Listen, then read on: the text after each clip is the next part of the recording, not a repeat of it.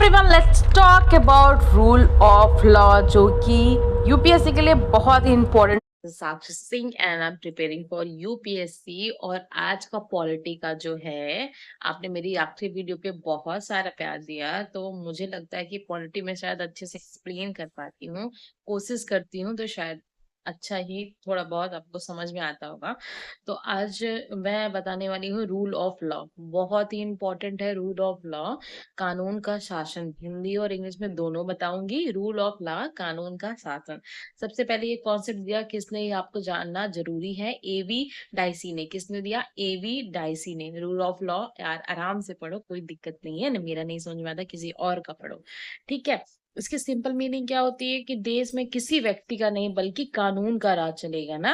कानून का राज चलेगा, किसी व्यक्ति का नहीं, कानून का राज चलेगा। इसीलिए हम इतना स्वतंत्र होके आते जाते हैं, और हमें विश्वास रहता है कि अगर हमारे साथ कुछ गलत होगा तो कानून उसका, मम्मी डिस्टर्ब करती है, कानून उसका जरूर निष्पक्ष जांच करेगा, ठीक है। मतलब या पीएम हो या आम आदमी, सबके लिए एक ही कानून लागू होगा, ठीक है। ये आप सब जानते हो। डाइसी के तीन प्रिंसिपल थे। एबी डाइसी जो इन्होंने इंट्रोड्यूस किया था रूल ऑफ लॉ, इनके तीन प्रिंसिपल थे। Supremacy of law. Supremacy of law मतलब कोई भी आर्बिट्रेटरी पावर, मतलब कि मनमानी पावर नहीं चलेगी, सरकार मनमानी नहीं कर सकती। जैसा कि आपको पता है डीपीएसपी पे कुछ रेगुलेशंस भी हैं, और सब कुछ कानून के अनुसार होगा, सब कुछ कानून के अनुसार होगा। ये रही आपकी पहली थ्योरी। और दूसरी थ्योरी है इक्वलिटी बिफोर लॉ। सब बराबर हैं, सब बराबर, president, PM, citizen, same law लगेगा सब पे। ये नहीं कि अगर आपकी जो पोस्ट है वो ऊंची है तो आप पे वो लॉ नहीं लगेगा, सब पे सेम लॉ लगेगा, ठीक है। यही हमारी डेमोक्रेसी की खूबसूरती होती है कि इतनी अच्छे अच्छे जो सारे आर्टिकल्स हैं हमको दिए गए हैं, चाहे रूल ऑफ लॉ हो गई है, तो किसी के भी साथ अन्याय तो हो ही नहीं सकता। तो आगे पढ़ो।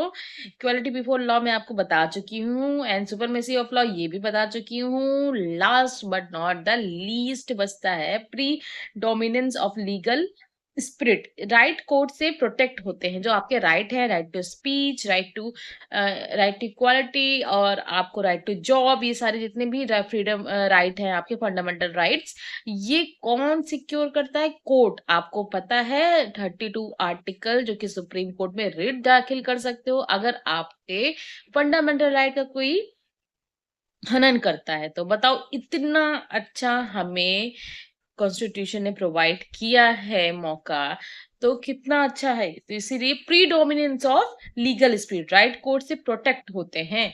अगर आपके राइट किसी को छीन रहे हैं तो आप कहाँ जा सकते हो? कोर्ट में जा सकते हो। जुडिशरी इंपॉर्टेंट रोल निभाती है, आपकी जो जुडिशरी है वो इंपॉर्टेंट रोल निभाती है। वही मतलब कोर्ट में जाते हो जैसे सुप्रीम कोर्ट, तो इम्पोर्टेंट रोल निभाती है। अब मुझे कमेंट में बताना जो सुप्रीम कोर्ट है वो कब स्टैब्लिश्ड हुई, आप बताना जरूर, ठीक है, कमेंट में। कोई रूल ऑफ लॉ को कोर्ट इन्फोर्स करते हैं। रूल ऑफ लॉ को कौन इन्फोर्स करता है? कोर्ट इन्फोर्स करता है।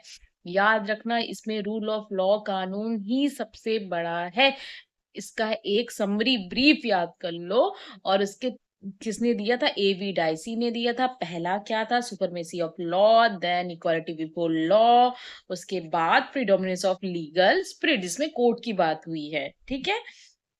इंडियन कॉन्स्टिट्यूशन में रूल ऑफ लॉ इनडायरेक्टली मिलता है। Article 14 equality before law, judiciary protector, article 14 के थ्रू मिलता है हम इनडायरेक्टली। और जुडिशरी प्रोटेक्टर, जुडिशरी जो क्या करती है? हमारी प्रोटेक्टर होती है हमारे सारे राइट्स की, ठीक है।